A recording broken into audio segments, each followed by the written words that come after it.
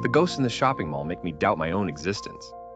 At first, I thought it was my reflection in the glass pane of that wide, empty storefront where I patrolled at night.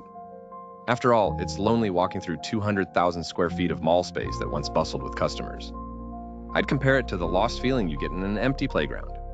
Eubanks Plaza suffered that decades-long decline into bankruptcy common to enclosed malls.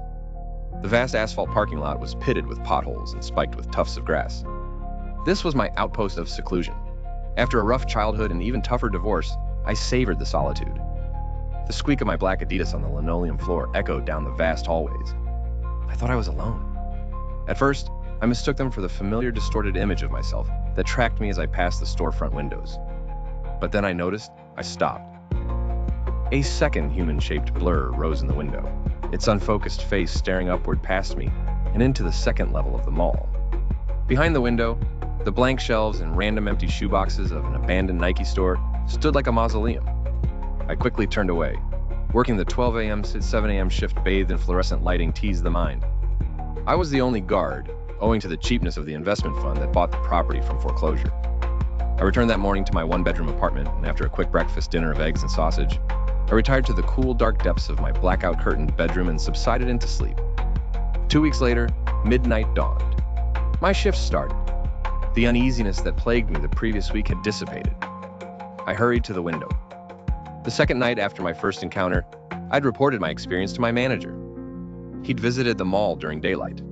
"Nothing there," he'd said through the crackle of a weak cell phone connection. "You're not sipping anything fermented at night, are you?"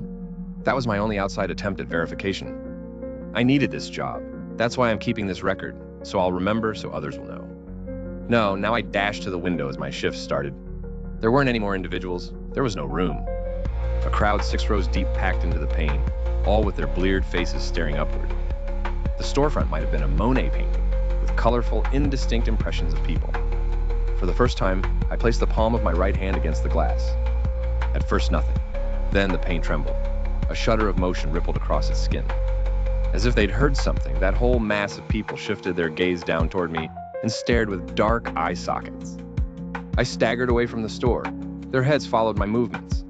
The rushing sound of a rainstorm outside the mall filled the empty building. Then, just as suddenly, the mall's music system cracked to life for the first time in a year. Nothing compares to you, blasted from the speakers in Sinead O'Connor's familiar voice. I've paused for a moment just to scribble these last few sentences. My hands look faint, almost opaque. I don't feel the pen I'm writing with. I refuse to look in a mirror. My thoughts smear into each other.